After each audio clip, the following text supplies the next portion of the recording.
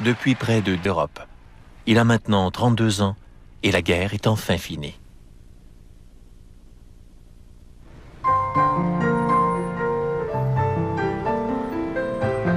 À Paris, Capa prend un verre au Ritz en compagnie de l'écrivain Irwin Shaw quand il remarque une femme magnifique qui monte les escaliers. C'est Ingrid Bergman.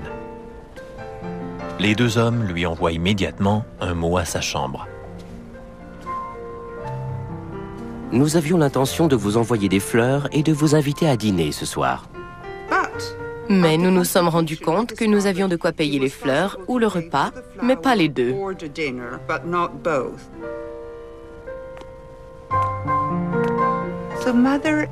Ma mère a accepté l'invitation à dîner et elle a trouvé Bob Capa amusant et très charmant. Elle est tombée amoureuse de lui. Ingrid Bergman fait une tournée éclair de l'Europe pour divertir les troupes américaines.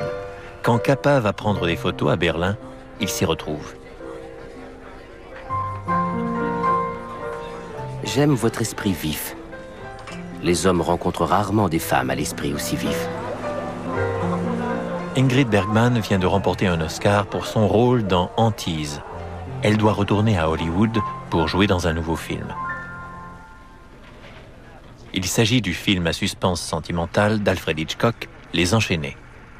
Capa arrive au beau milieu du tournage. Il entre sur le plateau en tant que photographe. Capa ne voulait plus être photographe de guerre. L'industrie du cinéma l'intéressait. Mais contrairement à la guerre, c'est un milieu assez ennuyeux. Ou plutôt, comme à la guerre, c'est ennuyeux la majeure partie du temps, avec de l'action de temps en temps. Capa a trouvé ça assommant. Capa se rend sur le plateau tous les jours, mais Bergman et lui doivent être très prudents et ne pas montrer leurs sentiments devant l'équipe de tournage. Des années plus tard, elle dévoilera leur liaison dans son autobiographie. Être amoureuse de Capa alors qu'elle était mariée n'était pas facile à vivre. Très difficile, écrit-elle, parce que j'avais un grand sens moral et j'étais prude. Mais je voulais tant être avec lui. Quand il ne peut pas être seul avec Ingrid, Capa explore la vie mondaine d'Hollywood. Bien sûr, il était le bienvenu partout où il allait. Il était beau, il avait le sens de l'humour, il était célèbre dans certains milieux et il était célibataire.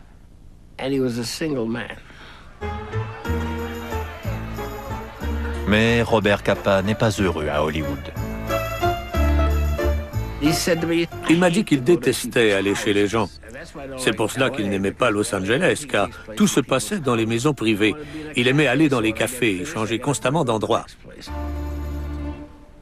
Robert Capa s'ennuie sur le plateau et à Hollywood, et il cherche de nouveaux divertissements.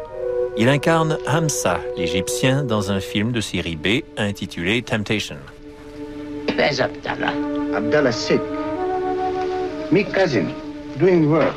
Me Hamza. All right, bring us the coffee, Abdallah. Me Hamza. Never mind, make it quick. Il constate que le monde du cinéma n'est pas fait pour lui. Hollywood est le pire tas de fumier qu'on puisse imaginer. Il fait ses adieux à Ingrid Bergman et part en Turquie pour un reportage. Ma mère était prête à demander le divorce pour épouser Capa, mais il lui a répondu « Je ne peux pas t'épouser.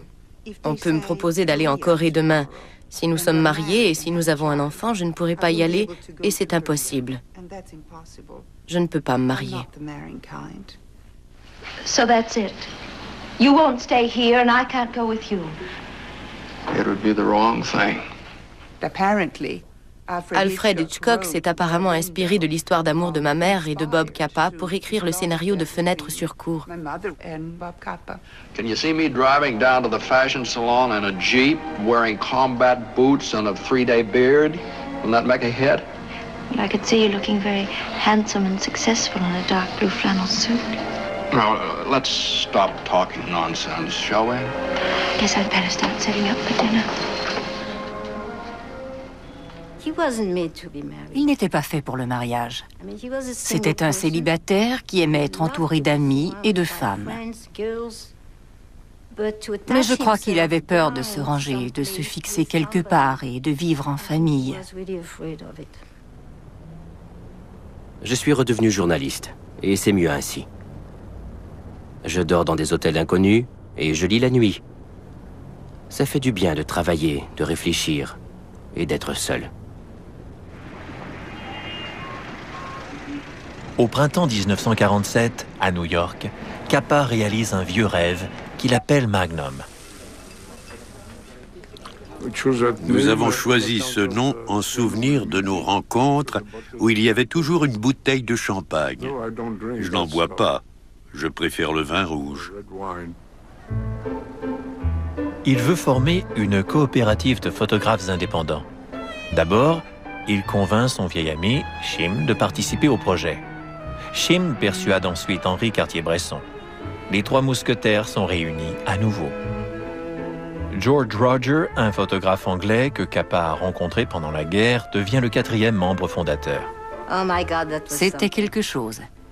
Ils étaient tellement différents tous les quatre, par leur passé, leur éducation, tout. C'était incroyable de les voir travailler ensemble.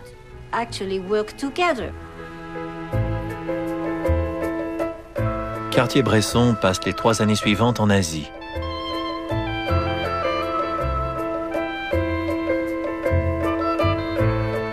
George Roger voyage le long du Nil pour découvrir les lointaines terres d'Afrique.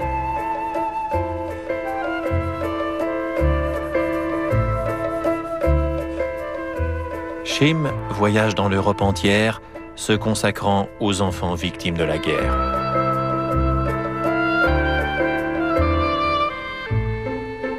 Capa devient le photographe itinérant du groupe. Sa première véritable exclusivité pour Magnum survient en Russie. John Steinbeck, qui a été correspondant de guerre avec Capa, l'aide à obtenir un visa. Ils montent à bord d'un avion à destination de Moscou. Nous voulions découvrir le vrai visage des Russes, ce qu'ils mangeaient, comment ils faisaient l'amour, leur centre d'intérêt.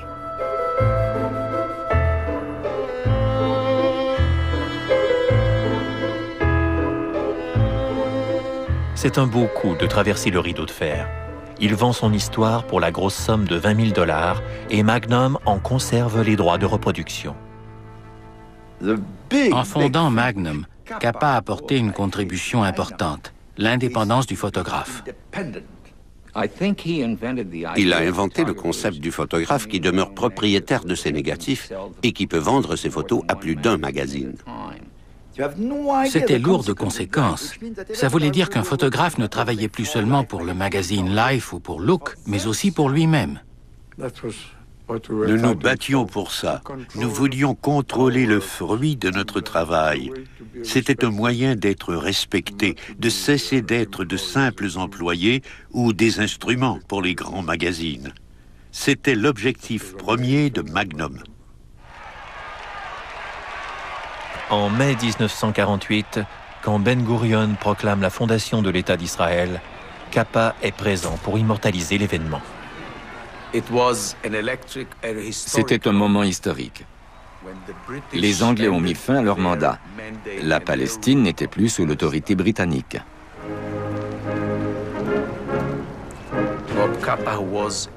Bob Capa faisait partie des quelques photographes qui se trouvaient sur le quai du port de Haïfa. Il était très énergique et se promenait partout avec son appareil en essayant de prendre des photos sous tous les angles.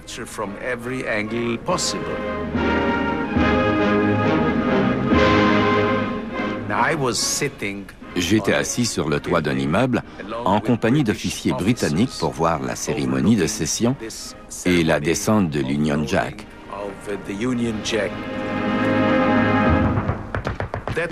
Le même jour, les pays arabes voisins ont envahi Israël. La paix ne règne pas dans le nouveau pays né d'une victoire militaire. Capa rejoint les troupes qui se battent dans le désert du Negev. Il s'est senti proche du peuple israélien, pas seulement au plan universel, en tant qu'être humain, mais aussi en tant que juif. Quelques mois auparavant, Capa est retourné à Budapest pour la première fois en 15 ans. Il y trouve une ville en ruine. Plusieurs de ses amis et parents ont été assassinés par les nazis. Capa écrit un article au sujet du tragique destin des Juifs de Hongrie. Ils se croyaient en sécurité, même lorsqu'on les rassemblait pour les travaux forcés. À la fin de la guerre, 1 demi-million de Juifs hongrois avaient péri dans les camps. Ces immigrants sont les descendants d'un peuple qui a quitté ses plages il y a 2000 ans pour se disperser dans divers coins reculés de la planète. Et maintenant, ils reviennent au bercail.